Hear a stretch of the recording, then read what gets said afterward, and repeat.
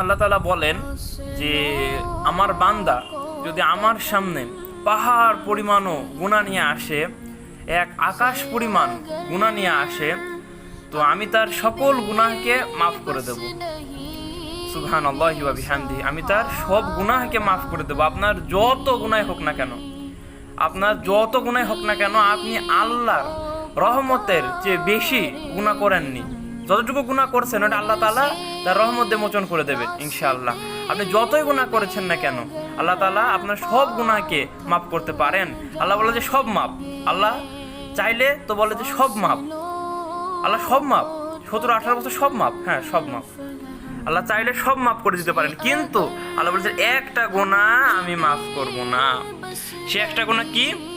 সেটা হলো শিরকের গুনাহ। শিরক প্রচন্ড মারাত্মক একটা গুনাহ। এই শিরকের গুনাহ থেকে আপনাকে বেঁচে থাকতে হবে। এবং আমাদের সমাজে যে বর্তমানে যত ফিতনা, সব প্রত্যেকটাই শিরকের ফিতনা। তো যাই হোক, আল্লাহ রাসূল বলেছেন যে শিরকের ফিতনা থেকে কিভাবে বাঁচবো আমাদের এটা জানা দরকার। শিরকের ফিতনা থেকে আপনি যদি বাঁচতে চান, তো প্রত্যেক দিন ঘুমানোর আগে, রাত্রে ঘুমানোর আগে সূরাতুল কাফিরুন তেলাওয়াত করুন। একবার সূরাতুল কাফিরুন তেলাওয়াত করুন, তাহলে ইনশাআল্লাহ আপনি শিরকের গুনাহ থেকে, শিরকের পাপ থেকে ইনশাআল্লাহ আল্লাহ আপনাকে আমাকে হেফাজত করবেন ইনশাআল্লাহ। আল্লাহ তাআলা আমাদের প্রত্যেক দিন সূরাতুল কাফিরুন তেলাওয়াত করার তৌফিক দান করুক। আল্লাহুম্মা আমিন। একদিন রাসূলুল্লাহ সাল্লাল্লাহু আলাইহি ওয়াসাল্লাম হযরত উবাই ইবনে কাব রাহমাতুল্লাহি আলাইহির কাছে গেলেন এবং বললেন যে ইয়া উবাই ইবনে কাব, তুমি কি জানো কোরআনের মধ্যে সর্বশ্রেষ্ঠ আয়াত কোনটি? উবাই ইবনে কাব কিন্তু জানেন কোরআনের মধ্যে সর্বশ্রেষ্ঠ আয়াত কোনটি, কিন্তু আমাদের রাসূলুল্লাহ সাল্লাল্লাহু আলাইহি ওয়াসাল্লামের সাহাবীরা এত ঈমানদার ছিলেন, তারা এত নম্র ভদ্র ছিলেন, তারা সেই সময় তৎক্ষণাৎ বলেনি যে ইয়া রাসূলুল্লাহ, কোরআনের মধ্যে সবচেয়ে শ্রেষ্ঠ আয়াত এইটা। তারা কি বলছেন জানেন? সে বলেছে, উবাই ইবনে কাব রাহমাতুল্লাহি আলাইহি বলেন যে ইয়া রাসূলুল্লাহ, আল্লাহ এবং তার রাসূলই নিশ্চয়ই ভালো জানেন। সুবহানাল্লাহি ওয়া বিহামদিহি। কিন্তু উবাই ইবনে কাব রাহমাতুল্লাহি আলাইহি কিন্তু এটা জানেন কোনটা সর্বশ্রেষ্ঠ আয়াত।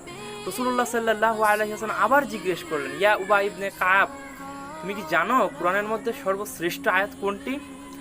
এবার উবাই ইবনে কাব রাহমাতুল্লাহি আলাইহি উত্তর দিলেন, ইয়া রাসূলুল্লাহ, কোরআনের মধ্যে সবচেয়ে শ্রেষ্ঠ আয়াত আল্লাহু লা ইলাহা ইল্লা হুয়াল হাইয়ুল কাইয়্যুম। সুতরাং সূরা বাকারার আয়াতুল কুরসি যে আয়াতটা ফুল আয়াত। তো উবাই ইবনে কাবের বুকে মানে বাহবা দিলেন, থাবা দিয়ে বাহবা দিলেন রাসূলুল্লাহ সাল্লাল্লাহু আলাইহি ওয়াসাল্লাম। সুবহানাল্লাহি ওয়া বিহামদিহি। সো এখান থেকে জানা যায় যে কোরআনের মধ্যে সর্বশ্রেষ্ঠ আয়াত হলো আয়াতুল কুরসি।